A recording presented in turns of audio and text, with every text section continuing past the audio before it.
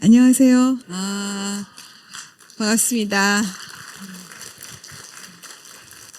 어디 갔죠? 아니, 제가 여기 오니까 2017년도에 저한테 수업을 들었던 자매님께서 계시고 그래서 엄청 반갑네요. 제가 이상한 다른 곳으로 갔다가 지금 와가지고 목도 엄청 마르고 약간 당이 떨어져가지고요. 커피를 한 잔 또 부탁드리고 막 이랬어요. 그래서 좀 천천히 진행을 하도록 하겠습니다. 제가 이제 이 제목을 너무 무시무시한 제목을 정했죠. 침노할 것인가, 침노 당할 것인가. 제가 원래 이렇게 무서운 제목을 정하는 사람이 아니거든요. 근데 제가 이 킹덤 처치를 놓고 기도를 하면서 무슨 제목으로 할까? 왜냐하면 제가 하는 그 기본 강의가 내용이 거의 다 좀 비슷해가지고 무엇을 할까 이렇게 고민을 좀 하면서 기도하는데 갑자기 이게 딱 떠오르는 거예요. 천국은 침노하는 자의 것이다. 이 말씀이 딱 떠오르는 거예요. 그 제가 이걸 제목으로 해야겠다라고 생각하고 물 그냥 따주시면 좋겠어요. 이걸 그냥 쓸 수가 없어가지고 제가 이 맥락을 살펴봐야 되잖아요. 이게 마태복음 11장 12절 말씀인데 우리 다 같이 한번 읽어볼까요? 시작. 이게 개역개정판이고 킴 제임스 버전으로 한번 읽어보시죠. 시작. 저는 이 침노한다 이 얘기를 들었을 때 우리가 막 열심히 해가지고 천국을 차지하는 건 줄 알았어요. 근데 막상 제가 이 제목이 딱 생각나가지고 이 맥락을 보니까 우리가 당하는 거더라고요. 여러분은 우리가 침노해가지고 천국을 차지하는 걸로 알고 계셨어요 지금까지? 저 그랬거든요. 근데 이걸 보니까 앞뒤 문맥과 이걸 다 살펴보니까 그동안 사탄이 천국을 뺏으려고 막 엄청나게 노력을 했다. 그래서 얘네들이 강제로, 그러니까 영어로 보면 서퍼인데 그 천국이 굉장히 고통을 당했다는 거예요. 그리고 이 나쁜 놈들이 뺏어가려고 한다는 거예요. 그래서 우리가 그걸 뺏기지 않기 위해서 뭔가를 해야 된다. 이런 맥락으로 이게 나오는 글이더라고요. 그래서 오늘 제가 우리가 지금 현재 이 시대에서 뺏기는 것이 무엇인가, 그리고 우리가 지켜야 할 것이 무엇인가, 이 내용으로 여러분들하고 좀 말씀을 나눠야겠다. 제가 그 생각을 했습니다. 제가 이제 하고 있는 일이 세인트폴 세계관 아카데미라서 제가 이제 세계관을 가르쳐주는 일을 합니다.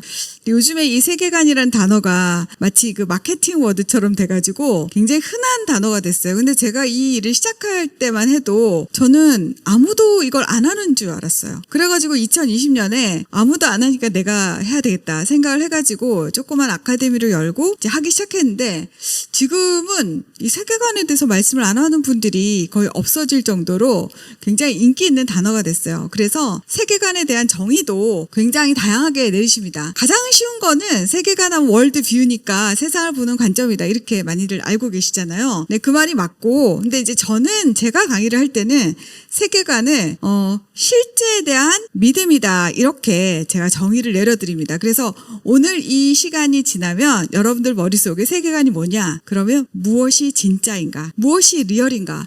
하는 것에 대한 믿음이다라고 여러분이 생각해 주시면 좋겠습니다.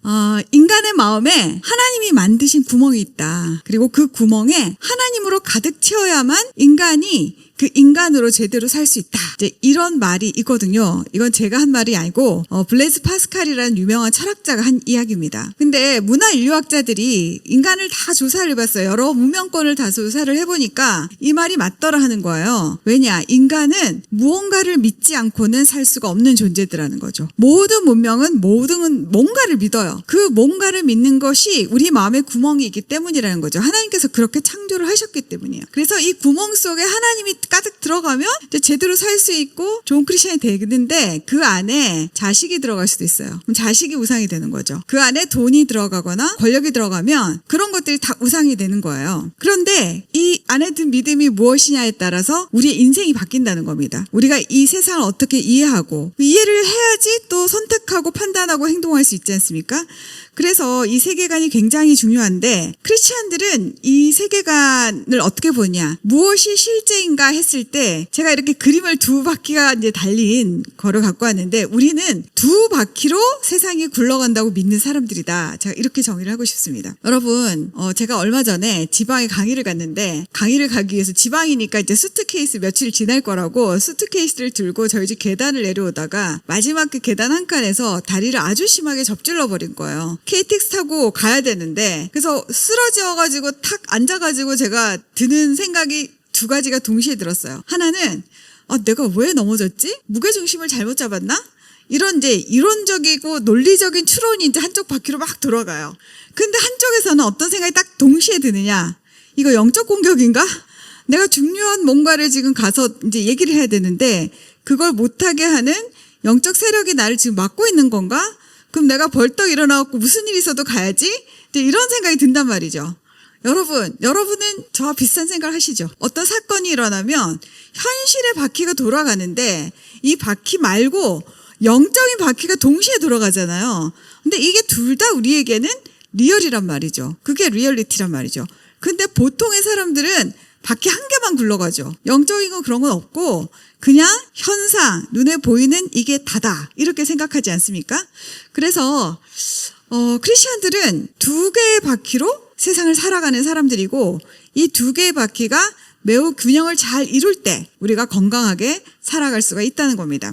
그런데 이렇게 무엇이 실제인가 하는 것을 제대로 아는 것은 굉장히 중요해요. 왜냐? 영원한 운명을 결정하기 때문이죠. 여러분이 이 영적인 세계가 없다고 믿으면 죽고 나면 끝이라고 생각하는 게 진짜라면 사실은 사도 바울이 얘기했듯이 세상에서 제일 불쌍한 사람이 우리 같은 사람이에요. 하나님 눈치를 보느라 하고 싶은 것도 못하고 그렇죠? 그렇지만 만약에 우리가 진짜고 우리가 맞다면 그분들이 너무 불쌍해지는 거죠.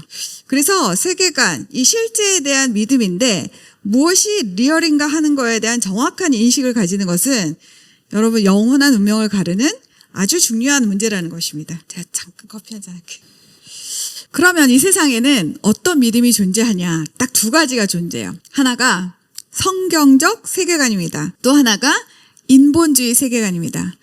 성경적 세계관을 가진 사람들은 하나님이 리얼이에요. 눈에 보이지 않는 하나님이 눈에 보이는 그 어떤 것보다 더 리얼이에요. 그렇죠? 그게 진짜고 우리는 이 세상이 자연계뿐만 아니라 그것을 초월하는 초월적인 세상 그 두 개의 바퀴를 다 인정하는 사람들이죠. 그리고 하나님의 말씀이 진리인데 진리의 사전적 의미를 찾아보면 real and true거든요. 객관적인 사실, 팩트이고 이게 뭐 주관적인 소설 라브레이가 아니라 역사적인 팩트이고 진실한 말씀이다. 그래서 우리는 이 말씀과 세상 만물을 보면서 그 안에 계시된 하나님의 존재와 성품과 능력을 우리의 믿음의 근본으로 삼는 거죠. 그렇게 살아가는 것이 우리 크리스찬들이고 성경적 세계관을 가진 사람들의 삶입니다.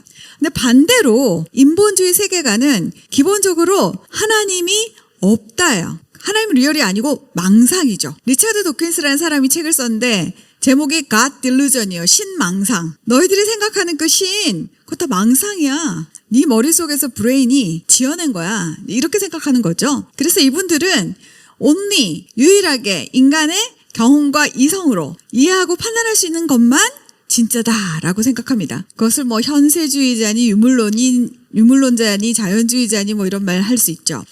또 한 가지는 영적인 것을 인정하는 그룹이 있어요. 근데 이 영적인 것을 인간의 하위에 둡니다. 인간이 조정할 수 있어요. 여러분 무속신앙을 가지신 분들은 귀신을 얼르고 달래죠. 복채를 많이 주거나 뭔가를 해서 귀신이 내 뜻대로 움직여주도록 통제하는 것이 무속신앙이잖아요. 하나님은 우리 뜻대로 안 움직여주시죠. 우리가 아무리 사정을 해도.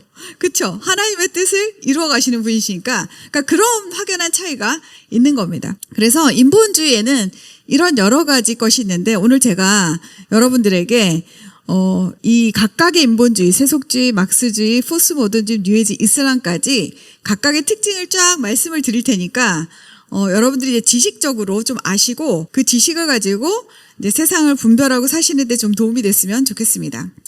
여러분 세계관, 이 믿음을 우리가 다 갖고 있는데 크리스찬이라고 다 성경적 세계관만 갖고 있지 않습니다. 우리 모두는 세상 속에 살면서 여러 가지 영향을 많이 받거든요. 미디어 영향도 받고 교육의 영향도 받고 하기 때문에 내가 열심히 교회를 일주일에 한 번씩 다니고 성경 열심히 읽고 감동받고 해도 내 마음 구석 어딘가에는 다른 믿음 체계가 작동하고 있어요. 그거를 좀 분별해내는 것이 필요하거든요. 저는 제가 세계관을 가르친 지가 만 6년 차인데 지금도 매우 고민하고 매우 힘들어하는 영역이 있어요. 그게 뭐냐? 사람의 생명이 과연 귀한가? 거기에 대한 고민을 제가 계속하고 있습니다. 왜냐하면 낙태, 안락사, 장애인 문제 이런 문제들이 생명과 다 연관되어 있는 문제인데 하나님은 분명히 인간의 생명이 엄청 존엄하다고 말을 했어요. 그리고 그게 사실이죠. 저는 그걸 믿어요. 그렇지만 실제로 제가 낙태 문제를 보거나 실제로 안락사 문제를 보거나 할 때는 마음이 계속 낙태 좀 인정해줘야 되는 거 아니야? 또는 이렇게 괴로운데 안락사를 좀 인정해줘야 돼.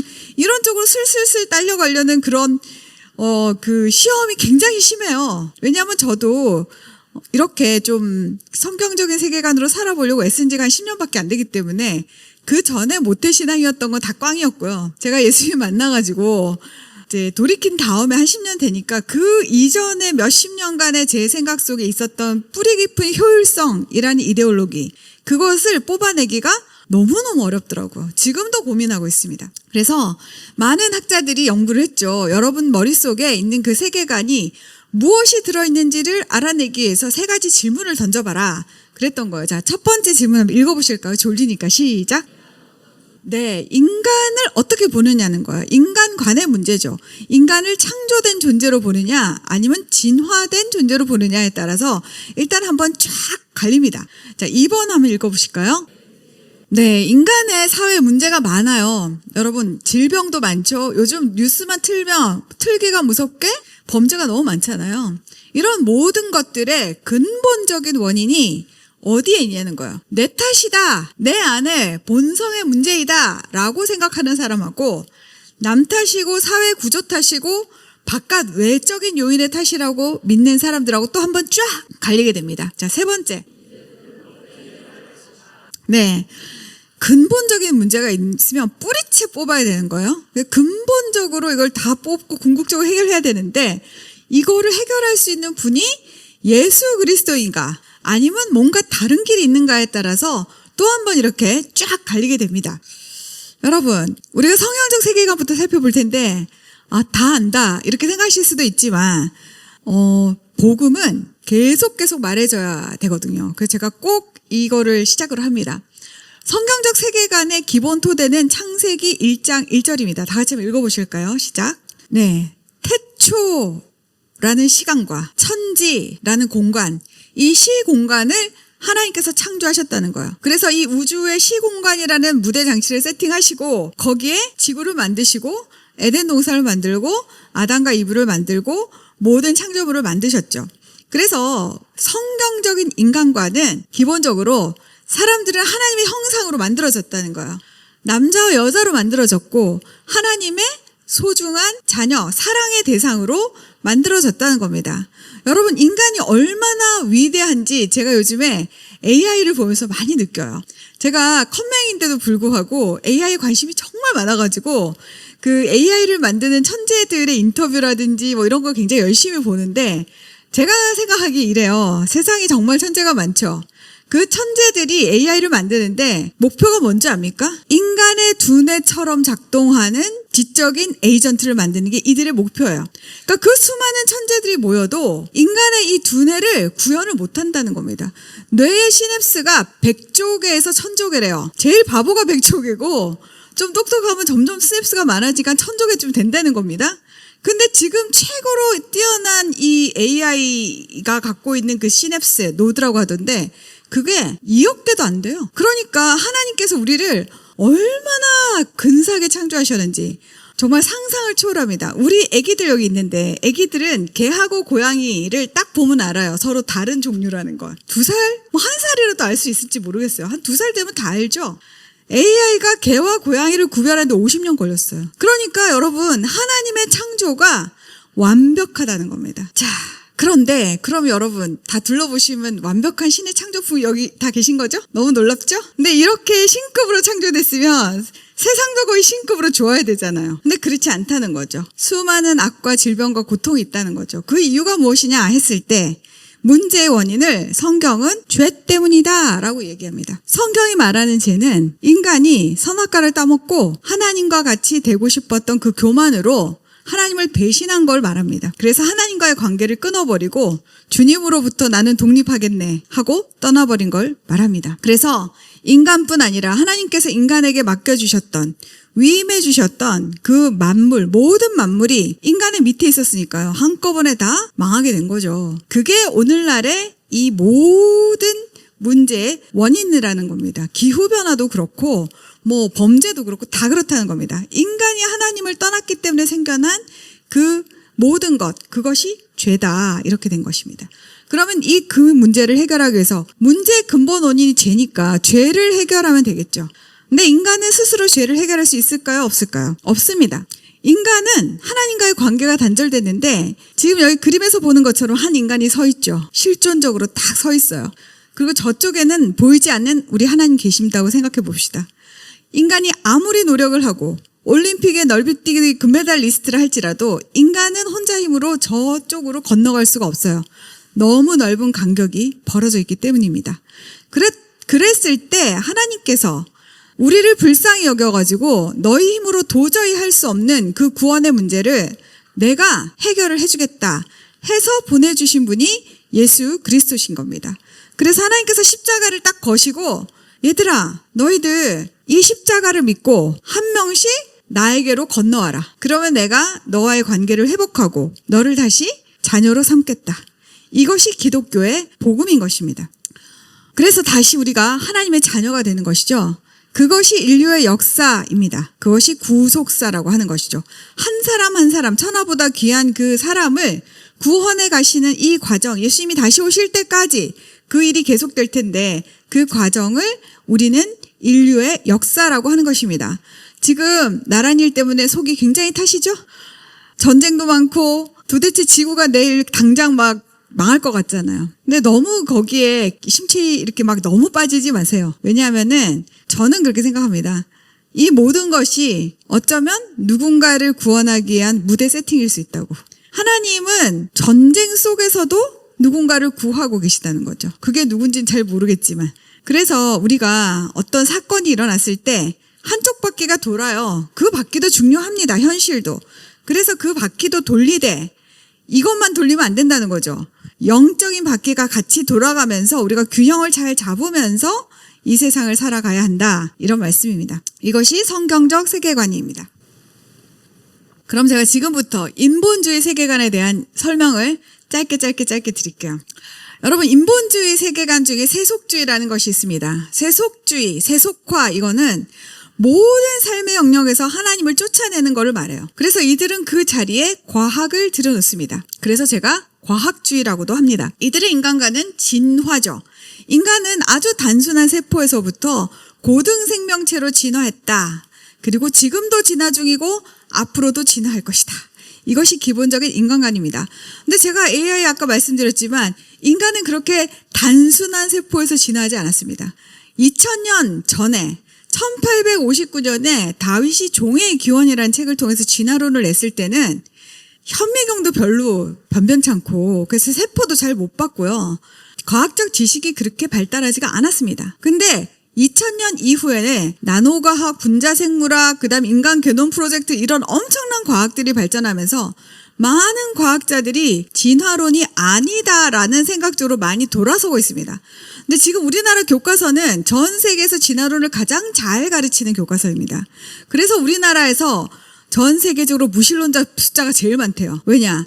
우리나라가 우주의 시작부터 인간의 진화 그리고 그 끝까지 해가지고 결국 우리는 우주의 먼지다 이렇게 애들한테 가르치고 있기 때문입니다. 그래서 여러분 진화 아니고요. 이 진화론의 문제는 우리가 뭐 어떻게 생겨나냐 이게 문제가 아니라 우리에게 인생의 목적을 없게 하는 것입니다. 너희들은 그냥 던져졌고 환경에 맞춰서 적당히 살아가다 죽고 나면 끝이야. 이런 생각을 우리 아이들에게 주기 때문에 문제인 것입니다. 자, 근데 이 중에 똑똑한 과학주의자들이 있죠. 그 똑똑한 과학주의자들이 뭐라고 얘기하냐? 우리가 인간이 진화를 하고 있는 과정인데 그래서 우리가 우리 힘으로 우리의 문제를 다 해결할 수 있어. 팔이 잘렸으면 의수를 붙여주면 되고, 그쵸? 뭐 다리가 없으면 다리를 붙여주면 되고 뭐 여러 가지 다 할 수 있다는 거죠. 그래서 우리가 스스로를 구원할 수 있다. 과학기술과 이성의 힘으로. 이게 기본적인 그분들의 생각입니다. 근데 이걸 못하게 하는 반동분자들이 있는데 그게 바로 기독교라는 것입니다. 기독교는 생명을 함부로 다루지 못하게 합니다. 여러분, 기독교는 언제부터 인간이라고 봅니까? 정자와 난자가 수정한 순간, 그렇죠? 그 순간이 인간의 생명이 시작이 되거든요. 그래서 우리는 배아를 가지고 장난치는 것을 용납하지 않습니다. 배아 세포 가지고 뭐 실험하고 이런 거 하지 말고 그냥 줄기세포로 해라.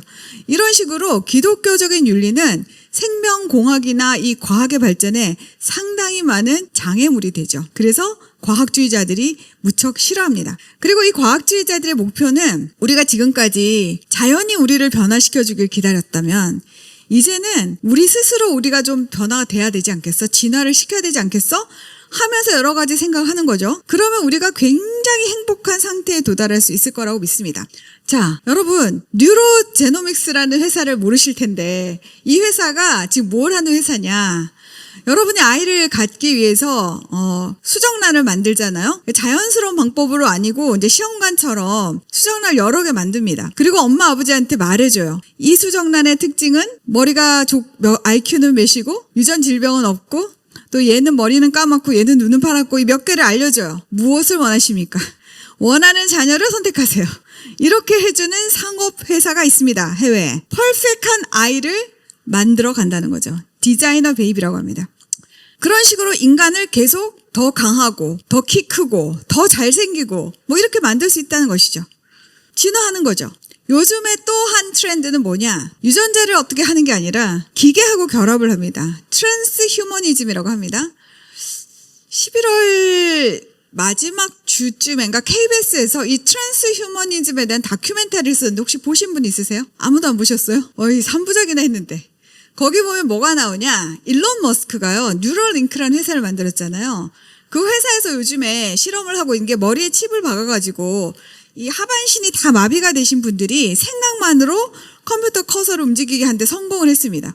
그래서 이분들의 목표는 이제 온몸이 마비가 되신 분이 정상적인 생활을 하실 수 있도록 그렇게 만드는 아주 훌륭한 의학적인 발전이다라고 이야기를 하고 있는데 글쎄요, 모르겠어요. 이런 식으로 인간의 뇌를, 그러니까 지금은 장애를 극복하기 위해서 하겠어라고 하지만 나중에는 장애를 극복하는 게 아니라 보통의 인간들이 머리가 IQ가 한 100에서 110이 평균이다. 이러면은 이런 인간들 말고 IQ를 다 200으로 만들어주는 거야. 여러분 머리에 칩을 다 박아드려요. 그런 식으로 해가지고 인간을 굉장히 진화시키는 겁니다. 스스로가 스스로를. 그리고 사실은 그렇게 안 되는 잉여 인간들이 남겠죠. 그 잉여 인간들에 대한 얘기는 잘 안 하지만 사실은 걔네들은 좀 죽어주면 좋겠어 하는 게 사실은 안락사입니다. 마지막 그림에 기계가 있는데 여러분 이 기계 보신 적 있으세요? 네, 보신 적 있다고 하시는데 이 기계가 사르코라는 안락사 기계예요. 이 기계에 뭐 3, 40불 주고 들어가잖아요. 딱 버튼 누르면 질송가가 나와가지고 5분 안에 죽는답니다. 그래가지고 스위스에서 이걸 막 선전했어요. 스위스는 안락사가 합법화돼 있으니까 여러분 간단하게 죽을 수 있습니다. 고통 없이. 했는데 첫 번째 사람이 죽은 게 발견이 됐어요. 누가 사가지고 가가지고 산속에 조그만 오두막에서 이걸 이제 들어가갖고 이제 죽어 있는 걸 발견한 거죠. 그래서 나중에 시체를 부검해 보니까 본인이 들어간 게 아니라 억지로 누가 넣었다는 걸 알게 된 거죠. 그래서 이 제품의 판매가 금지됐어요. 지금 유럽과 캐나다 이런 나라들에는 안락사가 합법화되고 있어가지고 처음에는요 고통스러운 환자들이 이렇게 살 바엔 죽고 싶어 이렇게 해가지고 안락사를 많이 선택을 했단 말이죠. 얼마 전에 은중과 상현이라는 드라마가 있었어요. 제가 드라마 순이에요. 그래가지고 드라마를 좋아하는데 그 드라마에서 안락사를 아주 아름답게 그리고 있습니다. 근데 요즘에 이 유럽이나 이 캐나다 같은 데는 내가 죽을 권리가 아니라 당신이 죽을 의무가 돼가고 있어요. 안락사가 합법화되니까 무슨 일이 생기냐, 여기 어르신들 계시는데 자식들한테 눈치가 보이는 거예요. 한 75세 넘어가면은 주변 사람들이 왜 안락사를 안 하지? 재산 좀 빨리 넘겨주고 정리하고 그냥 깔끔하게 가시지. 왜 저러고 살지? 이런 눈치를 받는데요, 스스로. 그러니까 뭐 아들들이 말 안 해도 온 사회 분위기가. 그래서 이 사회들은 젊고 건강하고 이런 사람들, 진화가 잘 된 인간들만 살기를 원하지 늙고 병들고 뭐 약하고 이런 사람들은 없는 사회가 유토피아인 거예요. 그래서 그런 사람들이 굉장히 행복한 사회, 그런 거를 꿈꾸는 것이 사실은 이 세속적 인본주의자들의 세계관입니다. 두 번째 이제 막스주의인데요. 여러분이 요즘에 우리나라 이 막스주의 때문에 골치가 아프실 텐데 마르크스주의는 기본적으로 인간을 진화됐다고 보죠. 유물론자들이니까. 그런데 진화를 하는데 몸만 진화하는 게 아니라 뇌의 계급 의식도 함께 진화를 하는 겁니다. 여러분이 부유한 환경에 태어났으면 금수저 멘탈리티로 진화를 하실 거고 가난한 환경에 태어났으면 흙수저 멘탈리티로 진화를 한다는 거예요. 그게 전통적인 막스주의의 이야기였어요. 그래서 이 두 계급은 서로 끝까지 이렇게 가다가 싸움이 나가지고 숫자가 많은 이 가난한 계급들이 부자들 거 다 뺏어가지고 똑같이 나눠 갖는 정말 좋은 세상 만들자. 이게 이제 기본적인 막스주의잖아요. 근데 이 막스주의가 지난 7, 80년간 실험을 해봤죠. 소련을 비롯해가지고. 실험을 했는데 어떻게 됐어요? 실패하고 다 망했잖아요. 그래서 종주국이었던 소련이 없어지고 러시아 되고 폴란드 되고 다 독립을 해버렸지 않습니까? 그래서 실제적으로 막스주의가 경제적으로 실패를 했는데 문제는 이들의 사고체계, 믿음의 방식은 없어지지 않고 그대로 내려와가지고 여러 영역, 경제뿐 아니라 정치, 사회, 문화 이 영역에 다 적용이 되는 겁니다. 그래서 이들은 항상 이 기존의 질서와 반대편 이 두 가지로 대립시켜서 사람들을 보는데요. 이 두 가지 대립된 세력들이 서로 갈등을 겪다가 싸움을 해야 되죠. 싸움을 해가지고 혁명을 일으켜서 한쪽이 완전히 죽어야 돼요. 그러면 편안한 세상이 온다. 그리고 이들이 원하는 것은 역사적으로 지금까지 약자였던 사람들, 소수자였던 사람들, 그 사람들이 권력을 가지는 것이 정의롭다 이렇게 얘기합니다. 그래서 어떤 약자가 있을 수 있죠. 약자 중에 성깔이 나쁜 약자가 있어요. 못된 약자가 있잖아요. 근데 부자인데 성격 굉장히 좋으신 분 있고 인품 훌륭하신 분이 있어요. 이런 개별적인 차이를 고려하지 않습니다. 어떤 그룹 안에 들었으면 너는 그 그룹 안에 든 자체로 너는 문제야. 이렇게 되는 거예요. 자, 이 프레임, 강자와 약자, 가해자와 피해자로 보는 이 두 개의 계급으로 세상을 나눠보는 이 프레임을 남자와 여자에다 딱 갖다 붙이면 극단적 페미니즘이 됩니다. 남자는 역사적인 강자이고 가해자였죠. 여자는 역사적인 피해자이고 약자였다는 겁니다. 그럼 어떻게 해야 돼요? 둘이 죽도록 싸워야 되는 거죠. 싸워가지고 남자가 무릎을 꿇는 세상이 정의로운 세상이에요. 이분들 입장에서는. 여러분은 어떻게 생각하세요? 저는 아들만 둘이어가지고 우리 아들들이 그 학교 다닐 때 여학생들한테 성적을 밑을 막 깔아주면서 막 끽소리도 못하고 막 집에 와가지고 이제 막 불만을 말해요. 엄마, 누가 나 때렸어. 난 때리지도 못해. 이런 식으로 막 얘기를 해요. 그러면 제가 니네 남자들은 5,000년 해먹었으니까 한 200년 앞으로 더 꿇어. 제가 그렇게 말했거든요. 좀 봐줘. 막 이러면서. 근데 어쨌든 그런 식으로 지금 젊은이들 사이에 갈등이 많은데 하나님께서는 남자와 여자가 서로 사랑하고 서로 보완하고 그죠? 서로 너무 다르게 지었기 때문에 둘이 합해 온전한 하나 노릇을 하는 거예요. 그렇게 만드셨는데 막스는 이 둘을 극단적인 적으로 만든 거죠. 두 번째, 이걸 선생님하고 학생한테 딱 대입하잖아요. 선생님은 기존의 권위자이고 가해자이고 강자죠. 학생들은 뭡니까? 약자이고 피해자라고 보는 거예요. 스승으로부터 뭔가를 배우고 이런 게 아니라 선생님으로부터 이렇게 눌름을 당했다. 이렇게 애들한테 자꾸 가르치는 거예요.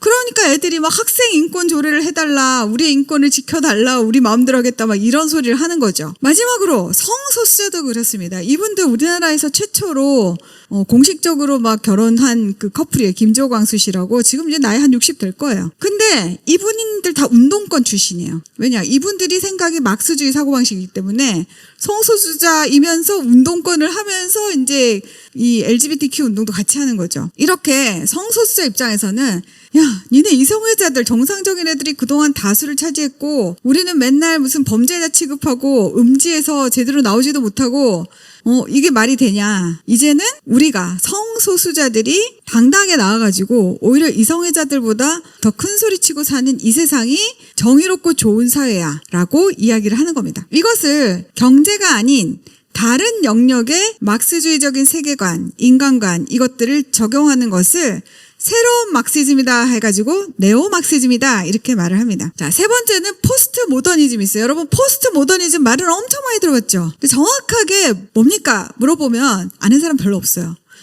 영어로 포스트는 뭐뭐가 지나고 이런 뜻이에요. 그래서 모더니즘이 지난 다음에 온 세상인 거예요. 지금을 우리가 포스트 모더니즘이라고 하는데 그럼 모더니즘이 뭐냐는 거죠. 모더니즘의 핵심은 이성주의입니다. 그래서 옛날에 1800년대, 1900년대 초까지 과학혁명, 산업혁명 이런 것들이 엄청나게 발전하던 그 시대. 그래서 인간이 과학기술로 뭔가를 하면 우리 문제 다 해결할 수 있어. 이렇게 자신감에 차 있던 시대를 모더니즘의 시대라고 이야기합니다. 그래서 이 모더니즘 시대를 지나왔는데 어떤 일이 생겼냐? 유럽에서 1, 2차 세계대전이 벌어진 겁니다. 아니 과학기술을 발전시켜 놨더니 사람들이 전쟁을 하는데 역사에 유례가 없이 전쟁을 하는 거예요. 과학기술이 발달하지 않았을 때는 화살을 뿅뿅 쏘잖아요. 몇 명 못 죽여요. 그죠? 총을 쏴도 띠용띠용띠용 이렇게 쏘죠? 몇 명 못 죽여요. 근데 이 과학기술이 발달하니까 기관단총을 쏴버려. 두두두두두두 다 죽잖아요. 심지어 2차 대전 때는 원자폭탄이 생겼잖아요. 폭탄 하나로 도시 하나를 날려버리는 거예요. 사람들이 완전 멘붕이었어요. 게다가 2차 대전 때 그 유대인 600만 명을 가스실로 보내는 그런 비극이 있었잖아요. 그때 당시 유럽 사람들이 독일이 가장 과학혁명이 발전했고 가장 합리적이라는 생각을 하고 있었는데 어떻게 이런 나라에서 이런 짓거리를 할 수 있지? 과연 인간의 이성이라는 것이 믿을만한 것인가? 하는 것에 대한 회의에서 비롯된 것이 포스트 모더니즘이요. 그래서 이제 우리 이성 이따위 거 별로 중요하게 생각하지 않고 이성 아니면 뭐겠어요? 감성이죠. 생각대로 팅 이런 말 들어보셨죠? 네 꼴리는 대로 네가 느끼는 대로 해라. 이게 포스트 모더니즘인 거예요. 그래서 이들에게는 객관성, 팩트 이런 거 별로 안 중요합니다. 내가 어떻게 느끼느냐 이게 중요하죠. 이들의 인간관도 역시 진화인데요. 이들은 이전의 사람들이 뭐 낮은 단계에서 높은 단계로 이런 걸 진화라고 생각했는데 이들은 그렇게 생각하지 않습니다. 아무렇게나 변하는 겁니다. 여러분 젠더 플루이드란 말을 들어보신지 모르겠는데 남자와 여자의 성별이 왔다 갔다 하는 거예요. 아침 저녁으로 왔다 갔다 해도 돼요. 요즘엔 나이도 왔다 갔다 합니다. 젠더는 아주 흔해 빠진 일이 돼가지고 트랜스젠더 이런 게 너무 흔하잖아요. 그죠? TV에도 너무 많이 나오고 우리 풍자 씨도 나오고 막 이러니까. 그래서 이건 흔한데 지금 유럽에서는 무슨 얘기하는 줄 알아요? 나이도 내 마음대로 정하겠다는 거야. 굉장히 어르신들에겐 좋은 이야기일 수 있는데요. 네덜란드인가 어떤 그 나이 한 70대 되신 분이 데이팅 앱에 가입을 하셨어요. 데이팅 앱에 뭐라고 가입했냐? 나이 40 이렇게 가입을 한 거예요. 그래서 나이 40인 줄 알고 여자가 나타났을 거 아니에요. 이 여자가 아니 웬 할아버지가 나오셨어요 그랬더니 네가 뭔데 내 나이를 70이라고 하느냐. 내 나이 내가 결정해. 난 내 느낌상 40이야. 그렇게 얘기한 거예요. 그래서 데이팅 앱에서 나가달라고 했더니 뭐 난리 나가지고 못 쫓아냈어요. 왜냐? 자기 결정권이 중요한 시대거든요. 내가 어떻게 느끼느냐가 중요한 시대이기 때문입니다. 이들에게 있어서 이 사회의 문제는 뭐냐? 절대적인 기준을 강요하는 그 무엇이 문제인데 지금 세상에서 절대적인 기준이 있다라고 말하는 유일한 집단이 기독교인이에요. 우리는 길이요, 진리요, 생명 대신 예수 그리스도 외에는 구원의 방법이 없다 이렇게 말을 하잖아요. 그렇죠? 근데 다른 사람들은 뭐라 그래요? 그건 네 생각이지. 우리는 달라. 우리는 다른 걸로 할 수 있다고 생각해. 막 이렇게 하잖아요. 그러니까 니네가 꼴통이야. 이제 이렇게 말을 하는 거죠. 그래서 이런 분들은 스스로가 자기를 구원할 수 있어요. 그래서 자기 결정권, 성별도 내 마음대로, 그리고 나이도 내 마음대로. 신체적 자기 결정권은 낙태권이죠. 내 몸, 내 마음대로 해서 내 안에 있는 생명을 죽이겠다는데 네가 무슨 상관이니? 이렇게 하는 거죠. 그런 여러 가지 결정권을 얘기하고 또 하나는 DEI라 그래서 Diversity, Equity, Inclusion. 이게 미국에서 이 트럼프 대통령 당선 직전까지 미국의 글로벌 포춘 500 회사들이 다 갖고 있던 정책이었어요. 우리 회사 직원을 뽑을 때는 이 기준으로 다양성, 평등, 포용성을 기준으로 뽑아야 된다. 능력이 아니에요. 그래가지고 이게 기업도 되고 대학에서 아이비리그에서 아이들 뽑을 때도 그랬고 교수 임명할 때도 그랬어요. 미국에서 어떤 일이 있었냐. 교수를 임명하는데 그 자리는 이 다이버시티, 이퀴티, 인클루전을 가장 잘 표현할 수 있는 교수를 뽑기로 한 거예요. 그래서 어떤 여자분이 됐어요. 흑인애, 레즈비언애, 무슬림인 여자분이 된 거예요. 근데 나중에 알고 보니까 이 여자가 백인이었어. 얼굴에 까만 칠을 하고요. 머리를 다글다글 볶은 다음에 자기가 흑인이라고 체크를 한 거예요. 그래서 교수 임용이 된 거예요. 나중에 이제 밝혀져서 쫓겨나는데 어쨌든 아이비리그 대학들도요. 그 성별 체크난이 있지 않습니까? 뭐 한 MIT는 한 10대 개 된다고 해요. 근데 거기에 보통 남녀 이렇게 하면 떨어질 확률이 높습니다. 근데 거기다가 LGBTQ 뭐 이렇게 하잖아요. 그럼 일단 가산점을 받습니다. 그런 식으로 해가지고 아이의 능력과 상관없는 네가 인종이 어떠니, 네 성적 지향이 어떠니 이런 걸로 했다는 것이죠. 지금 미국이 이 정책을 지금 버리고 있는 상황이에요. 근데 어쨌든 한동안 오바마 이후로 이것 때문에 정말 난리도 아니었어요. 여러분 디즈니 만화영화 보시면서 인어공주가 흑인의 엄청 못생긴 애가 나왔잖아요. 이 다 DEI 정책인 거예요. 왜 인어공주는 꼭 백인의 예쁜 애만 돼야 되는 거죠? 평등하지 않죠. 백설공주가 왜 하얘야 되냐는 거죠. 라티노가 백설공주를 하잖아요. 그러니까 그런 식의 정책을 아무 문제가 없다고 여기는 겁니다. 그래서 이들은 그게 이상하다라고 말하는 저 같은 사람이 이제 차별론자가 되는 거죠. 혐오 표현을 하는 사람이고 너는 호모포비아고 이슬라모포비아고 막 이런 얘기를 하는 겁니다. 첫 번째 그림, 우리나라 최초의 여성 레즈비언 부부라고 합니다. 그리고 이들이 굉장히 좋은 직업에 좋은 교육을 받은 우리나라 상당히 상류층에 속할 만한 그런 사람들이에요. 해외에서 동성결혼하고 들어와가지고 한국에서 살다가 아이가 갖고 싶어서 한 명이 프랑스 가서 프랑스 남자 정자를 사가지고 애를 낳았답니다, 최근에. KBS에서 조만간, 오늘 내일 안에 이 다양한 가족을 너무나 바람직하고 좋은 것으로 이웃집 가족인가 하는 그런 그 다큐멘터리를 만들어서 이분들을 또 보여주신다고 하네요. 이런 거가 아무런 문제가 되지 않는 그런 사회인 거죠. 여러분 차별금지법이 굉장히 문제인데요. 우리가 지금까지 동성애를 죄라고 말 못하니까 우린 차별금지법을 반대해야 돼 라고 기독교에서 굉장히 반대를 많이 했었어요. 저도 그 차별금지법 반대 초창기에 2017, 18, 19년 초까지 굉장히 열심히 활동을 했는데 한 3년 하고 나니까 엄청 많은 분들이 하시기 때문에 제가 그냥 이제 나는 안 되겠다 이래서 뒤로 좀 물러났는데 어쨌든 그 차별금지법을 우리가 기독교에서 반대할 때는 그 LGBTQ 때문에 성경을 말 못하게 하는 이것 때문에 굉장히 반대를 많이 했었어요. 근데 사실은 그뿐만 아니라 사상의 문제도 있어요. 여러분 차별금지법이 되잖아요. 김일성 만세 이런 거 하는 사람들을 우리가 처벌을 못해요. 왜냐? 주체 사상도 사상의 하나니까 차별하면 안 되거든요. 그럼 나라의 정신이 어떻게 되겠어요? 엉망진창이 되겠죠. 마지막으로 여기 보시면 다양한 종교 지도자들이 있는데요. 이분들이 모여 살잖아요. 산꼭대기에 하나님이 계시는데 붓다를 통하든 무함마드를 통하든 공자를 통하든 누구를 통하든 하나님만 만나면 되지. 왜 오직 예수 그리스도를 통해서만 하나님 만날 수 있다고 하냐? 그러니까 니네가 문제야. 이런 식의 이야기들을 하는 겁니다. 그래서 이분들은 정말 다 평등하고 다 차별이 없고 옳고 그름에 대해서만 말 안 하면 돼요. 그런 사회가 좋은 사회이고 정치적으로 올바른 사회죠. 도덕적으로 올바르냐 나쁘냐 상관없어요. 상대방의 기분을 나쁘지 않게 하는 것, 그것이 가장 올바른 것이다 라고 이야기하는 것입니다. 자, 뉴에이지 많이 들어보셨을 텐데 요즘에는 이 뉴에이지가 진화를 해가지고 계열도 다양합니다. 뉴 thought, 뉴 spirituality 뭐 해외에서는 난리도 아니더라고요. 근데 일단 저는 뉴에이지가 익숙하니까 여러분 뉴에이지가 되려면 올드에이지가 있어야 되겠죠. 이분들에게 올드에이지가 지난 2000년의 기독교 시대예요.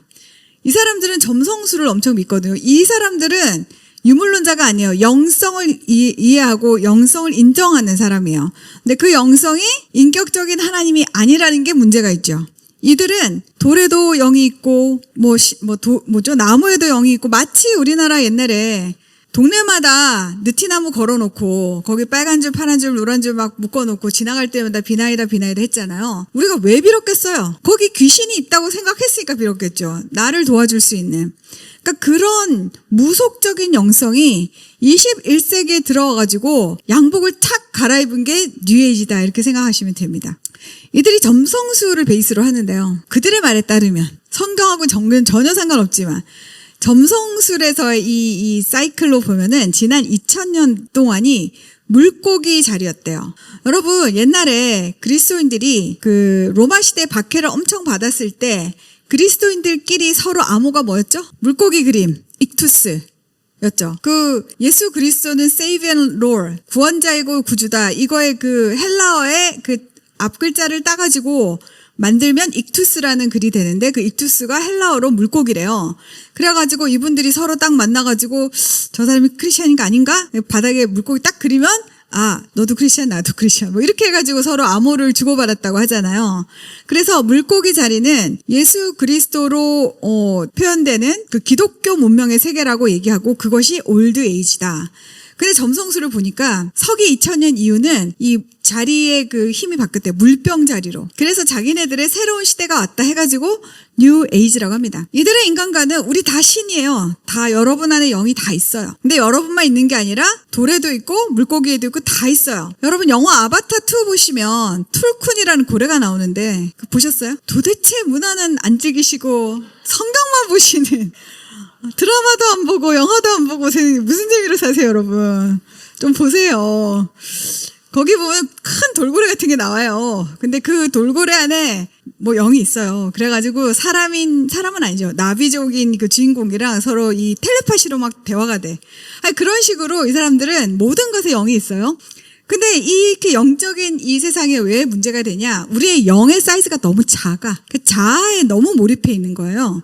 그래서 자아를 벗어나가지고 우주에 알 수 없는 그 근원적인 힘하고 내가 합의를 하는 게 이분들의 소망이에요. 그게 구원이라고 생각합니다.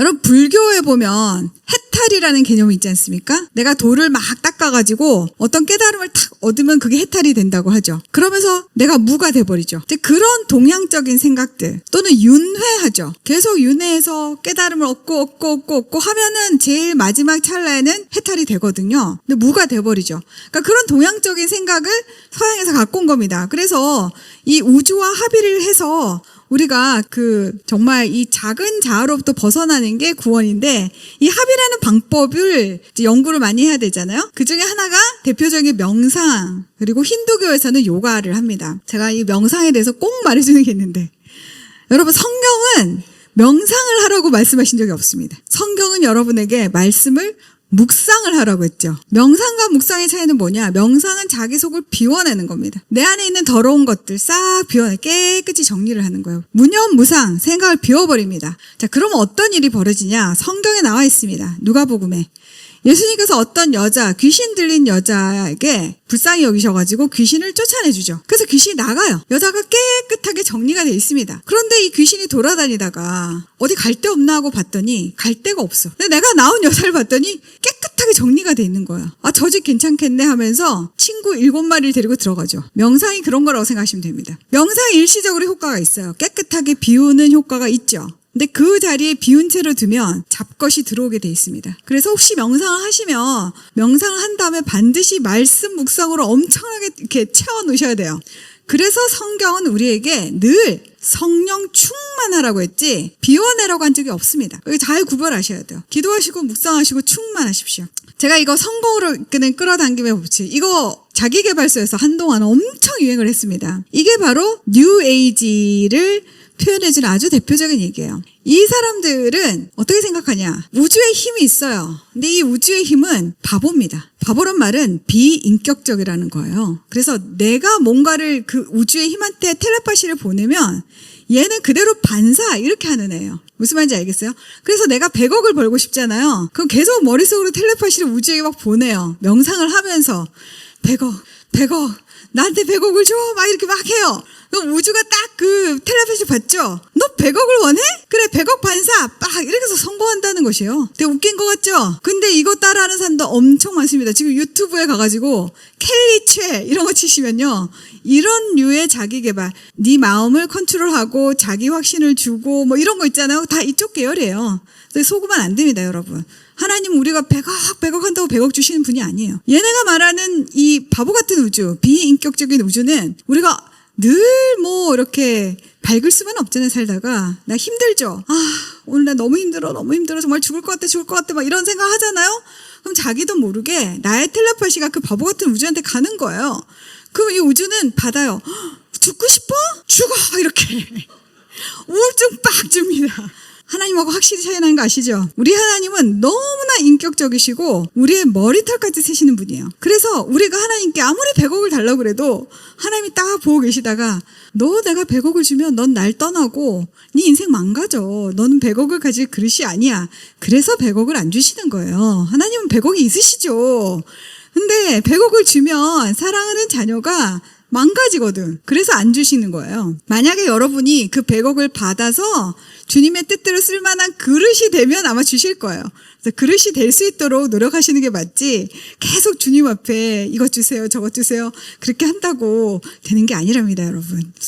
자, 이렇게 이 우주와 합이라고 이 바보 같은 우주를 내 것으로 만들기 위해서 열심히 명상하시고 내 생각, 마인드 컨트롤 하시고 하죠. 근데 그것도 불안해. 그러면 점을 치게 됩니다. 옛날에는 무당들한테 가서 점을 쳤는데 요즘에는 온 동네가 사주와 타로 카페로 가득 차 있죠. 21세기에 이렇게 과학이 발달했는데 이런 데가 성업한다는 게 너무 이해가 안 가지 않습니까? 그런데 그게 인간입니다. 하나님이 그렇게 만드셨어요. 영적인 갈망을 끊임없이 하도록. 앞으로 AI가 이런 영적인 갈망을 상당 부분 충족시켜 줄 거랍니다. 목사님한테는 안 된 말씀이지만 이미 독일에는 AI 목사가 등장했습니다. 그래서 고민이 있으면 이 AI 목사에게 가가지고 이야기를 하죠. 너무 좋대요. 왜냐? 내가 사람한테 얘기를 하면은 내가 한 사람한테 말했는데 다음날 교회 가면 다 한대.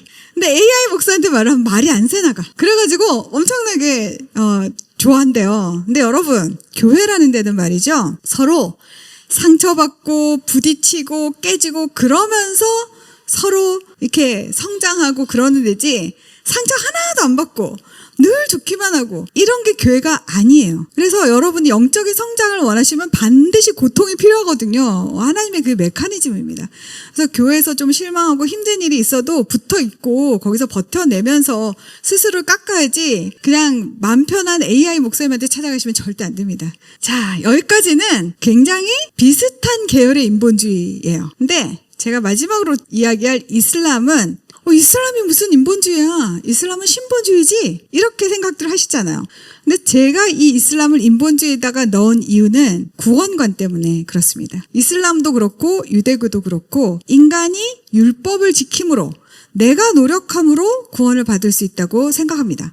그래서 오직 예수 그리스도의 십자가 보혈과 그분의 은혜로만 구원받는다는 우리하고는 계열이 다른 거죠. 자, 이슬람의 인간과는 알라가 인간을 창조했어요. 여러분, 알라는 여호와 하나님이 아닙니다.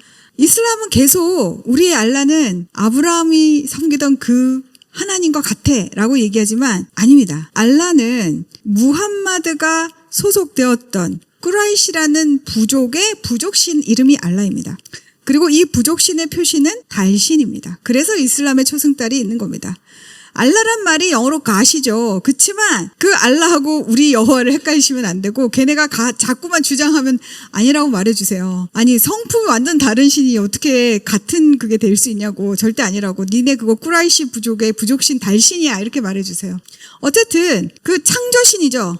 창조신이 인간을 창조했는데 우리의 하나님은 우리를 사랑하기 위해서 자녀로 창조하셨다면 알라는 부려먹기 위해서 노예로 창조했습니다. 그래서 무슬림이란 뜻 자체가 복종하는 자라는 뜻입니다.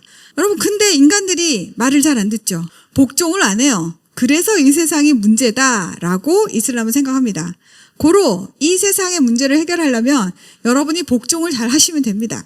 복종을 잘 해야 되는데 꾸란에 나온 대로 열심히 복종을 하면 되는데 되게 그 복종이 어려워요. 게다가 그들은 꾸란을 읽지 않습니다. 그래서 그냥 이맘이 말해주면 그게 맞는 말인 줄 알아요. 그러다 보니 사람들이 불안한 거죠. 내가 착한 일을 많이 해야 천국 간다는데. 그래서 알라 앞에 섰을 때 착한 일하고 나쁜 일하고 무게를 딱 저울을 대요. 그래서 착한 쪽이 쭉 내려가면 알라가 천국, 나쁜 쪽이 쫙 내려가면 넌 지옥 가야겠다, 이렇게 보내는 게 이 이슬람의 그 구원의 메커니즘이거든요. 그러니까 사람들이 어렸을 때 무슨 짓을 했는지 기억이 잘 안 나잖아요. 그러니까 일평생 내가 뭔가를 착한 일을 했는데 이 착한 일이 나쁜 일을 상쇄할 만큼인가? 이게 불안한 거죠. 그래서 이제 이 불안을 덜기 위한 메커니즘을 주는데 그것이 이슬람의 5 기둥이라는 겁니다. 이 5 기둥이 있는데 그 첫 번째가 신앙 고백이에요. 우리는 신앙 고백 뭐가 있죠? 기독교의 신앙 고백 사도신경 있잖아요. 얘네의 신앙 고백은 더 간단한데 그거요. 뭐 알라가 유일한 신이고 무함마드는 그의 선지자다. 이 말이 그들의 신앙 고백인데 이걸 매일매일 해야 돼요. 그 다음에 두 번째는 하루에 5번씩 메카를 향해서 기도를 해야 되죠. 여러분 하루에 5번 기도하십니까? 식기도 3번은 하시나요? 어쨌든 이분들은 신앙 고백 매일 하고 기도 매일 5번씩 해요. 그러니까 우리도 매일 사도행전 신앙 고백하고 기도를 5번씩 하세요, 여러분. 남보다 적을 이기려면 더 해야지. 안 그렇겠습니까? 그 다음에 이제 한 달 동안 금식을 하죠. 라마단 기간이라는 기간이 있습니다. 해가 있는 동안엔 밥을 먹지 않아요. 근데 해가 딱 지고 나면 그때부터는 정말 배가 터지도록 먹는다 그래요. 그래서 이슬람 사람들은 이 라마단을 매우 행복한 기억으로 갖고 있대요. 어린 시절에. 해가 지면 다 같이 모여서 맛있는 거 엄청 먹는 날 이렇게. 또 어쨌든 그렇게 금식하고 그 다음에 자기 수입의 한 2.5% 정도를 자카트라는 명목으로 냅니다. 그것이 이제 우리 11조 뭐 비슷한 거죠. 그래서 그걸 가지고 중동에서 이제 유학생도 보내고 요즘에 그 포교하는데 열심히 잘 쓰고 있죠. 그리고 마지막으로 하지라 그래가지고 평생에 한 번은 성지순례를 해야 돼요. 메카에 가가지고. 가끔 뉴스 보면 그 메카 사람들이 너무 많이 막 돌다가 밟혀 죽고 막 이런 뉴스가 가끔 나오는데 어쨌든 그 5가지를 다 해야 됩니다. 근데 여러분 그 5가지를 다 하는 게 쉬울까요? 어려울까요? 무지 어렵습니다. 여러분 하루에 내가 5번씩 기도했는데 매일 한 번도 안 빠지고 기도했다고 할 수 있는 사람 있겠습니까? 없죠. 그러니까 그것도 불안하니까 또 다른 방법을 말해줍니다. 그것도 불안하지? 그러면 얘들아 순교를 해라. 거룩한 전쟁 지하드를 하다가 순교를 하면 바로 천국으로 그냥 직행이에요. 그래서 이슬람의 청년들이 자살폭탄 조끼를 입고 순교를 하는 겁니다. 왜냐? 그들에게 천국은 72명의 아름다운 여성들이 술의 강이 흐르는 데서 밤낮으로 서비스를 해준대요. 청년들한테 그런 천국을 딱 얘기하면은 지금 현실은 집도 없고 미래도 없고 전쟁밖에 없는 이 현실 속에서 안 살고 싶은데 자살폭탄 조끼 입고 가서 순교해버리면 그 순간에 나는 천국에서 정말 이런 대단한 복락을 누린다는데 그 누가 안 하겠어요. 그런 식으로 이제 청년들을 선동을 하는 것이죠. 그래서 이들이 결국 원하는 것은 무엇이냐? 이슬람 신정 국가입니다. 이슬람의 샤리아법을 통해서 통치되고 알라의 법에 따라 순종하며 사는 그런 세상을 온 땅에 만들자는 거예요. 요즘에 이스라엘하고 팔레스타인 전쟁 있죠, 하마스. 이 전쟁은 안 끝납니다, 여러분. 어느 한쪽이 죽어야 끝나, 멸절돼야 끝납니다. 왜냐하면은 이 이슬람 이스라엘 둘러싸고 있는 이 사람들은 땅을 주겠다 해도 안 받아요. 뭘 해도 안 듣습니다. 왜냐? 이들의 목표는 그 전체를 이슬람 신정 국가로 만드는 데 있기 때문이에요. 그래서 열세다 싶으면 잠시 꼬리를 내리죠. 그러나 다시 그들이 힘을 얻으면 또 해요. 그래서 어느 한쪽이 완전히 끝나지 않으면 안 끝나는 전쟁인데 그 전쟁의 메커니즘을 잘 이해를 못하고 우리나라에서 서울대에서 얼마 전에 팔레스타인 편 뜬다고 또 애들이 딱 막 그랬더라고. 그래서 제가 정말 서울대가 역사도 모르고 이 이면에 이 돌아가는 것도 모르고 정말 우리나라 대학 교육을 왜 시키는 건가 정말 마음이 너무 아픈데 어쨌든 이들은 이슬람 신정국가를 통한 유토피아 건설이 꿈입니다. 그리고 지금 우리나라에 이 이슬람권 사람 되게 많이 와 있잖아요. 여러분 이분들을 우리가 전도를 잘해야 돼요. 왜냐하면 이분들은 본국에 있을 때는 개종을 못합니다. 본국에 있을 땐 개종하면 죽던지 가족들하고 다 끊어지던지 이렇잖아요. 일단 나와 있으면 좀 낫죠. 그리고 이분들을 전도하는 것이 우리가 살 길입니다.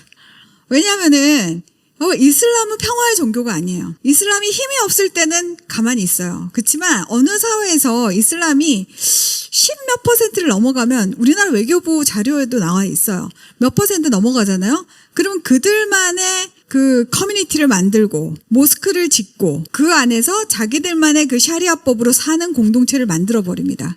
그러면 한 국가 안에 2개의 법 체계가 돌아가요. 그런 국가는 망하게 돼 있습니다. 지금 영국이 그렇거든요. 영국이 지금 태어나는 애들의 가장 많은 태어나는 남자 아이들의 이름이 가장 많은 게 무함마드거든요.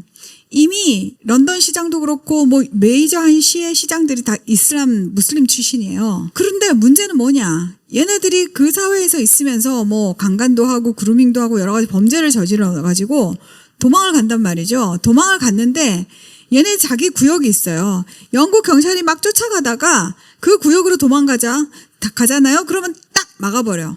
여기서부터는 우리가 우리 법으로 처리하겠다. 그래서 그 안에서 놔주든지 아니면 뭐 샤리아법에 따라 팔을 자르든지 자기들 마음대로 해요. 그런 국가는 설 수 없습니다.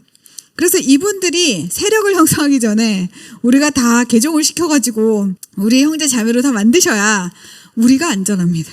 그래서 이슬람에 대해서 여러분 좀 관심을, 지금 우리나라에 동남아 이슬람이 굉장히 많이 와 있기 때문에 주의하셔야 됩니다. 지금 세계 간 전쟁 중이다 이런 말 많이 들어보셨을 텐데 제가 그냥 세계와 우리나라가 어떤 식으로 함께 가고 있느냐를 짧게 설명을 드릴게요. 지금 전 세계적으로 LGBTQ 커뮤니티가 굉장히 활발한 거 아시죠? 1968년부터 이 무브먼트가 프랑스에서 시작돼가지고 미국으로 건너와가지고 지금 뭐 2024년 그 파리 올림픽에서 여러분 그 장면 기억나실 거예요. 최후의 만찬, 그 예수님이 12제자들하고 만찬하는 그 장면을 패러디하면서 12제자들 자리에 LGBTQ 애들을 쫙 다 깔고 그 다음에 성만찬 그 식탁 위에 빵과 포도주가 아니라 술과 환락의 신 바커스를 파란칠해가지고 눕혀놨잖아요. 그러니까 그만큼 얘네가 지금 세력이 커졌다는 거예요. 애지간한 그 미국의 큰 회사 CEO들이 거의 다 동성애자들이에요. 애플의 팀 쿡도 그렇죠. 팔란티어의 피터 thiel도 그렇죠. 오픈 AI의 셀 앤트만도 그렇죠. 다 동성애자예요. 그러니까 엄청나게 파워풀하다는 거죠. 우리나라의 경우는 어떠냐. 2000년부터 성소수자 축제인 퀴어 축제가 계속 있어 왔습니다. 그러다가 이제 기독교에서 한 2010 몇 년부터 이제 맡기 시작했는데 뭐 그 전부터 쭉 있고 최근에는 광주에서는 광주 인권위원회가 같이 주관해가지고 막 이걸 한다 그래가지고 또 그것도 굉장히 큰 문제가 됐었어요. 두 번째, 요즘에 유럽과 미국은 주별이고 아직 연방은 아니지만 유럽 같은 데서 벌써 이제 이퀄리티 액트 평등법이 통과돼가지고 여러분 노방전도 이런 거 다 금지되고 그 트위터나 이런 데 성경 말씀 올리고 이러면은 다 벌 받는 거 아시죠? 그런 사회가 지금 유럽이 됐는데 우리나라도 차별금지법이 평등법과 똑같은 거거든요. 2007년부터 김대중 정권부터 계속 이거를 발의해가지고 지금까지 하고 있는데 지금까지 막았어요. 근데 지금 2025년 11월 말에 11월 19일 정도에 진보당의 손솔 의원이라는 사람이 최악의 차별금지법을 또 발의를 했어요. 그래서 이번에 범민주당 계열, 이 좌파 계열이 다수를 차지했잖아요. 의회가. 이때 지금 이거 통과시켜야 된다. 지금 그래가지고 벼르고 있습니다.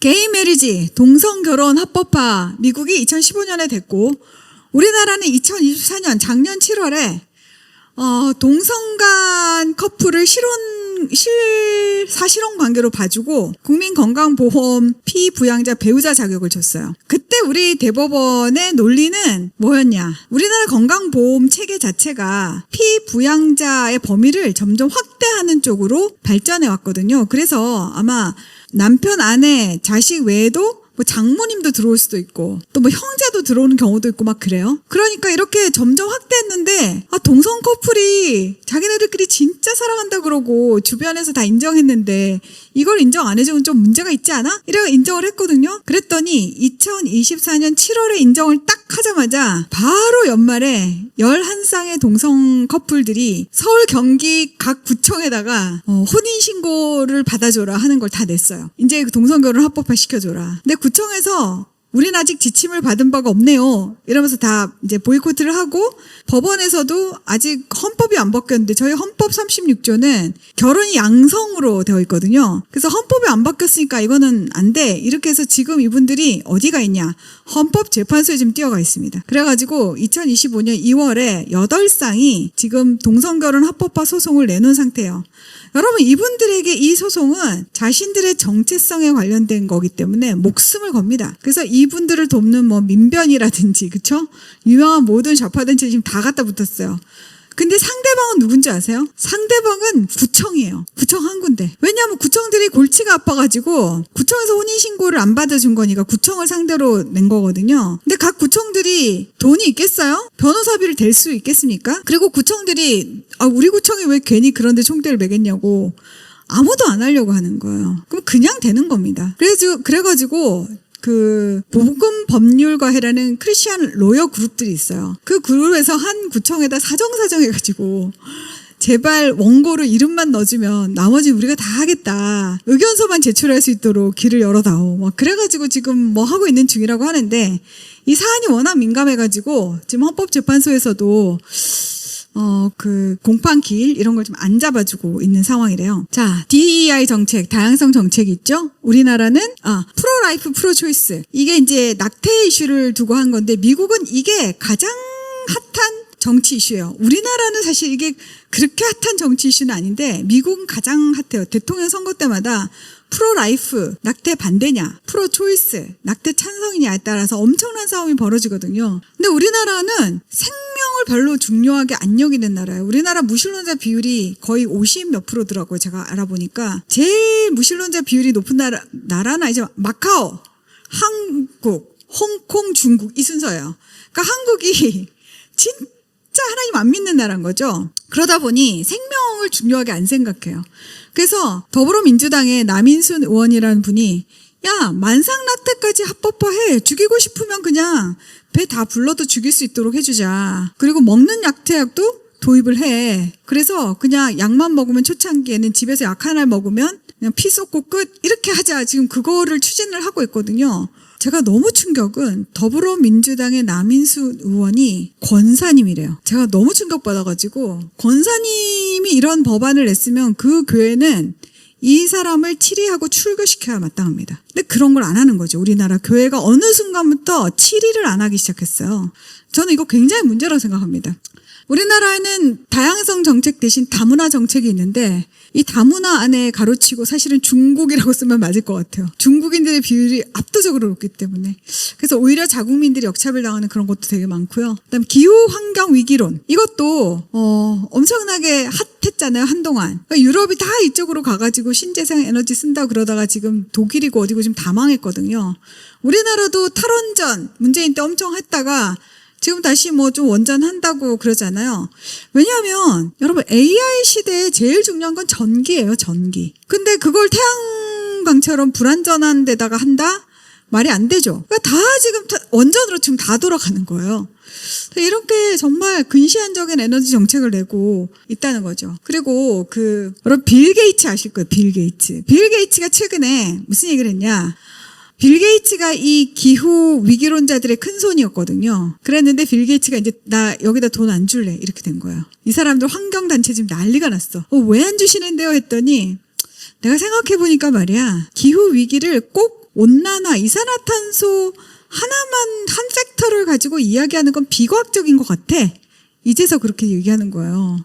근데 사실 그거 되게 맞는 얘기잖아요. 많은 요소들이 있을 텐데 지금까지 계속 이산화탄소 줄여라 그래가지고 뭐 소가 방귀를 많이 끼니까 소를 죽여야 된다는 등 이상한 소리 막 했잖아요. 그러니까 그랬더니 이제 빌 게이츠가 뭐 자기가 계속 돈 주다가 요즘에 마이크로소프트가 오픈 AI한테 돈을 주면서 이쪽 돈을 싹 끌어다가 이쪽에 보내나 봐요. AI한테.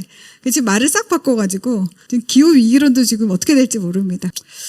여러분, 기술 발전으로 인한 사회 통제가 지금 점점 심화되고 있는 거 여러분 느끼시죠? 카톡, 우리의 개인정보 이미 우리 것이 아니라는 거 여러분 다 아시죠? 혹시 중국산 로봇 청소기 쓰시면 다 갖다 버리세요. 여러분의 집 사진을 다 찍어가지고 중국 공산당한테 지금 다 갖다 주고 있습니다. 그리고 뭐 가짜 뉴스 혐오 금지하는데 이 가짜 뉴스와 혐오를 누가 판단하는지 모르겠지만 그 판단하는 사람 마음 아니겠어요? 그런 문제도 있고. 그래서 지금은 빅테크 중심의 신계급 사회 또는 전체주의 사회가 도래하고 정부 규제가 강화되고 배급제를 논의하죠. 기본소득이 어쩌고저쩌고. 여러분에게 위로가 될지는 모르겠지만 우리나라만 이 꼴이 아니랍니다. 전 세계가 다 그 꼴이에요. 위로가 되셨으면 좋겠어요. 우리만 이렇게 이상한 거 아니니까 주님 오실 날이 다 돼간다 이렇게 생각하시고 너무 슬퍼하지 마시기 바랍니다. 그래서 여러분 지금 우리가 사실은 엄청 침노를 지금 당하고 있는 거예요. 우리 마음에 있는 이 마음속에 하나님의 나라와 이 모든 것이 엄청 침노를 당하고 있는데 이 침노를 가만히 앉아서 당할 것이냐 아니면 적극적으로 일어나가지고 우리가 오히려 칠 것이냐 이제 이것이 문제되는 것이죠. 지금 이 현실의 문제와 또 함께 돌아가고 있는 이 영적인 이 문제의 본질에는 하나님과 같이 되고자 하는 이 인간의 죄성을 이용해가지고 하나님의 형상을 파괴하려는 사단의 계략이 들어있다. 이거를 꼭 아셔야 됩니다. 여러분, 성소수자 뭐 자기네 둘이 사랑하는 게 뭐가 어때서 라고 이야기하는 크리스찬들이 많아요. 제가 이번에 무슨 쇼츠를 봤더니 장신대 장로회 신학대학교에 입학하려고 이제 시험 보러 온 수험생들한테 인터뷰를 하는 게 있었어요. 동성애에 대해서 어떻게 생각하냐. 그랬더니 하나같이 사랑의 하나님이 동성애만 갖고 그렇게 하시겠습니까? 교회가 더 따뜻하게 품어주고 해야지. 교회가 사랑이 없어요. 뭐 이렇게 얘기를 하는 거예요. 제가 정말 뒷목 잡고 쓰러질 뻔했어요. 여러분, 동성애가 많은 목사님들 그러시더라고. 왜 동성애만 갖고 난리래요? 니들은 다른 죄 안 짓냐? 거짓말도 하고 간통도 하고 교회 안에서 다른 다 하잖아. 막 이렇게 얘기를 하더라고요. 근데 여러분, 동성애와 다른 모든 죄는 달라요. 그것이 뭐 창조 질서를 어겨서 다르다 이런 거 아닙니다. 여러분, 하나님 안 믿는 사람한테 가가지고 도둑질이 나쁜 겁니까? 죄입니까? 아닙니까? 물어보면 뭐라 그래요? 죄라고 합니다. 하나님을 안 믿어도 죄라고 합니다. 여러분, 간통에 대해서 하나님 믿는 사람과 안 믿는 사람 얘기해봐요. 죄입니까? 아닙니까? 물어보면 뭐라고 얘기해요? 죄라고 하죠. 그게 성경에서 간통이 죄라고 했기 때문에 죄라고 합니까? 아니에요. 인간의 양심상 그게 죄라는 걸 안 가르쳐줘도 다 알고 있습니다. 그런데 유독 동성애만큼은 가서 물어보잖아요. 죄입니까? 아닙니까? 물어보면 죄가 아니라는 사람들이 죄라는 사람보다 훨씬 많습니다. 성경에 죄라고 쓰여 있어도 크리스찬 중에도 죄가 아니라고 하는 인간들이 너무 많아요. 그게 문제인 겁니다. 여러분, 죄를 죄로 인식하지 않으면 회개하고 돌이켜 천국 갈 방법이 없습니다. 저는 그래서 동성애가 너무 악하다고 생각해요. 사람들을 다 지옥으로 끌고 가고 있어요. 자기도 모르게 너무 선한 가면을 쓰고. 저는 제가 동성애를 한다고 고백하는 친구들을 몇 명 만났어요. 청년들. 너무 교회 열심히 다닙니다. 너무 가슴 아파요. 본인이 빠져나오고 싶어서 굉장히 힘듦을 겪고 있는 청년들이 있습니다. 그러면 제가 그 청년들한테 야, 넌 동성애자니까 교회 나오지 마 이러겠습니까? 아니죠. 밥도 사주고 커피도 사주고 너 진짜 힘들겠지만 좀 더 노력해보자, 기도해줄게. 제가 그렇게 하거든요. 그럼 그 친구들은 다음에 고민이 있을 때 저한테 또 와서 이야기해요. 한 친구는 그렇게 저를 좋아하고 제가 맨날 동성애 반대하는 걸 안다고 하면서도 좋아하면서 와가지고 저한테 자긴 그래도 동성애가 좋대요.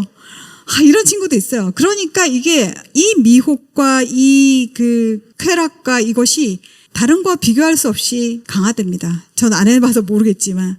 그래서 정확하게 말해주는 게 중요합니다. 정확하게 동성애가 죄라고 말을 해주지만 네가 그 죄를 회개하고 돌이키면 넌 새 사람이 될 수 있고 예수님께서 이제부터 네 삶을 더 영화롭게 쓰실 것이다. 이렇게 가르쳐야지 하나님은 사랑하니까 동성애는 괜찮아. 이렇게 하면 걔는 그냥 지옥을 가는 거예요. 그러니까 여러분 정말 정확하게 자녀들한테 이거 좀 가르쳐 주시길 바랍니다. 제가 저도 요즘 고민이 많죠. 이 사태를 어떻게 헤쳐나갈 것인가. 뭐 대단한 지혜는 없고 제가 생각을 좀 해가지고 와봤는데 하나는 방어고 하나는 공격이에요. 자, 방어는 우리 이거 베드로전서 5장 8절 한번 읽어볼까요? 시작. 네, 마귀가 우리를 잡아먹으려고 지금 호시탐탐 노리잖아요. 그때 우리가 해야 될 거는 근신하고 깨어나는 거잖아요.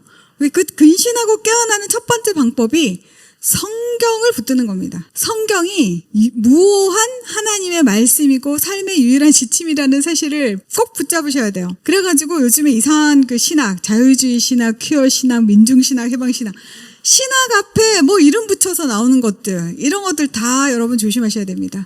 제가 자유주의 신학자들의 특징은 성경을 해석할 때 인간의 수준으로 이해 안 되는 건 다 은유나 상징으로 해석을 한대요. 그래가지고 뭐 예수님이 오병이어 사건 있잖아요. 물고기 2마리 보리떡 5개로 5,000명을 먹였다. 여러분 믿습니까? 진짜요? 저는 그거를 문자 그대로 믿는 사람이거든요. 그래서 예수님이 축사하셔갖고 떼는데 떡이 계속 나와. 상상만 해도 너무 신나지 않아요? 전 너무 기쁘거든요. 근데 이거를 그 사람들 자유주의 신학자는 이렇게 해석한대요. 예수님이 설교를 너무 잘해가지고 사람들이 감동을 받아가지고 다 숨기고 있었는데 그 감동 후에 조금 다 내라고 서로 나눠 먹었대. 이게 얼마나 아름다운 장면이냐. 이렇게 해석을 한대요. 그래서 제가 그 얘기를 듣고서 그래 당신들 말대로 성경에서 인간의 이성으로 이해가 안 되는 초자연적인 기적, 초월적인 일을 가히로 다 한번 오려보자. 그럼 성경이 뭐가 남냐? 뭐가 남을 것 같으세요, 여러분? 그리고 그러나 그러므로 이것만 남을 거예요, 아마. 성경은 하나님의 놀라운 기적으로 가득 차 있는 책인데 그것이 실제로 믿음으로 안 받아들여지면서 기독교인이다? 심지어 신학을 하겠다? 모르겠어요. 신에 대한 학문을 하는 거면은 철학을 하셔야 되겠죠. 그러나 하나님은 학문의 대상이 아닙니다. 하나님은 예배와 경배의 대상입니다. 그걸 확실하게 여러분들이 좀 아셨으면 좋겠고.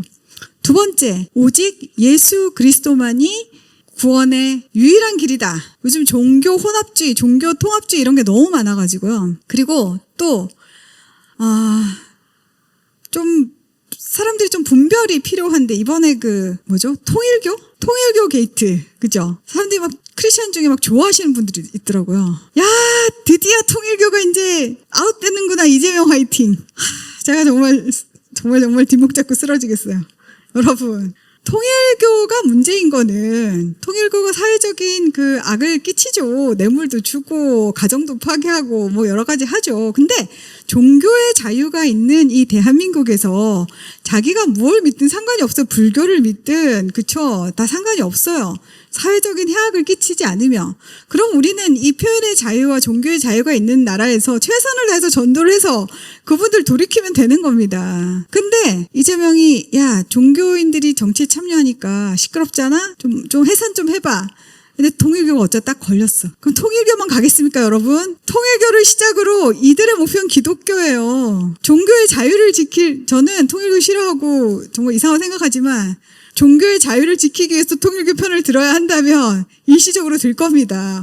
근데 이게 분별이 안 돼, 이게. 그래서 제가 너무너무 답답해요. 이 교회 여러분들은 목사님께로부터 잘 배우셔서 그런 헷갈리는 일은 안 하실 줄로 제가 믿겠습니다. 세 번째 방어책은 교회입니다, 교회.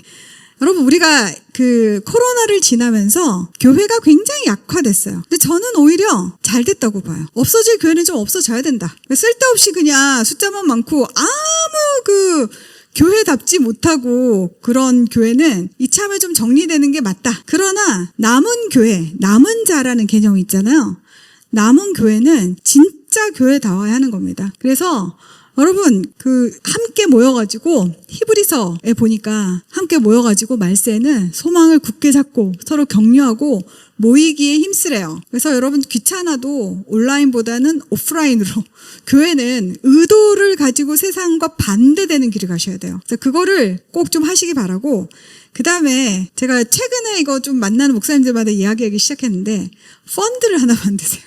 여러분 교회가 하는 일 중에 구제가 있죠. 구제. 어려우신 분들을 돕잖아요. 근데 앞으로 아마 교회 안에서 어려우신 분들이 많이 생길 겁니다. 왜냐하면 우리가 이제 말 잘못하면 소송도 걸리고요. 뭐 하여튼 아주 복잡한 일이 생길 거라서 제가 목사님들한테 교회 구제 펀드를 하나 만드시라. 그러니까 정립을 좀 하시라는 거죠. 그래서 우리 형제 교회 안에서 내가 지키고 싶은 내 공동체 안에서 누군가가 예수를 믿다가 실직을 할 수 있어요. 그렇잖아요. 또는 뭐 예수님 전하다가 소송도 당할 수 있어요. 그런 거를 조금 지금부터는 지혜롭게 좀 대비를 하시라. 그래가지고 교회 안에서 어려운 일이 있는데 그냥 기도할게요. 물론 기도하셔야죠. 그래서 하나님이 도와주시겠지만 기도만 하시면 안 되고 기도와 함께 주머니를 여셔야 돼요, 여러분. 근데 그거를 한꺼번에 하려면 힘드니까요. 조금씩 좀 이렇게 정립을 하시든지 장로님들하고 좀 의논하셔가지고 비상 펀드 같은 거를 좀 하시라. 그래서 내 안에 있는 형제들이 어려울 때 실제적으로 좀 도움을 줄 수 있는 교회가 됐으면 좋겠다라고 좀 말씀을 드리고 다닙니다, 요즘 제가. 자, 두 번째 공격입니다. 한번 읽어보시죠. 시작. 네. 믿음을 굳건하게 해서 그를 대적하라. 이 그가 누굽니까? 마귀죠. 그 밑에 야고보서에 보면 하나님께 복종하고 마귀를 대적하라. 그리하면 너희를 피하리랍니다. 여러분, 마귀는 대적하는 것이지 마귀와 화평을 누리면 안 됩니다, 여러분. 마귀를 얼르고 달래고 마귀한테 양보를 해주잖아요?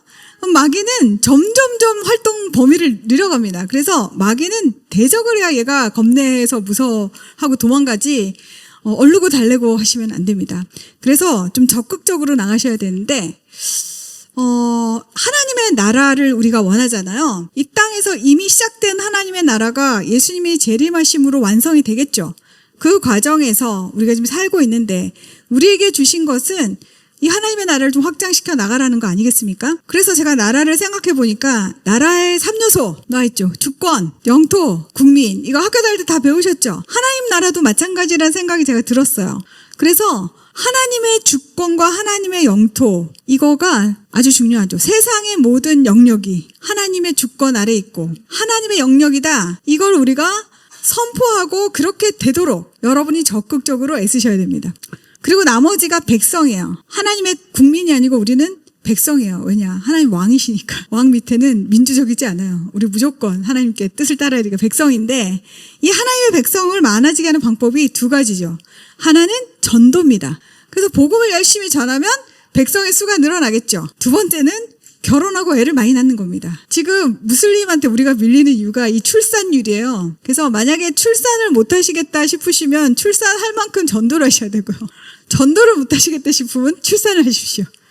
그래서 생육하고 번성하시면 하나님께서 축복하실 줄로 믿습니다. 마지막으로 여러분 각자가 서 있는 자리에서 그냥 하실 수 있는 일을 하시면 됩니다. 뭐 대단한 거 하실 필요 없습니다. 혹시 악법 청원 반대 청원해 주세요 이런 거면 그런 거 하세요. 그냥 아이 또 왔네 지겨워 이렇게 하시지 마시고 또 왔네 재밌네 지치면은 끝납니다. 여러분 이 싸움이 여러분 죽을 때까지 해야 될 싸움이기 때문에 빨리 지치시지 마시고요. 즐기세요. 집회에 한 번씩 나가는 거를 가족 나들이처럼 생각하시고 좀 이렇게 그래서 힘 빠지지 말고 올해 어차피 우리는 예수님이 오실 때까지 이 싸움은 계속한다. 이렇게 생각하시고 마음의 여유를 가지시고 본인이 할 수 있는 것들을 하시면 됩니다. 자, 저는 뭘 하고 있냐. 이걸로 제가 끝낼 텐데 저는 제가 되게 외향적으로 보이시죠? 제가 정말 집순이거든요. 별명이 저희 집에서 제 별명이 수녀원 원장이에요. 우리 아이들은 항상 엄마는 집에서 책만 읽고 글만 써. 나가지를 않아.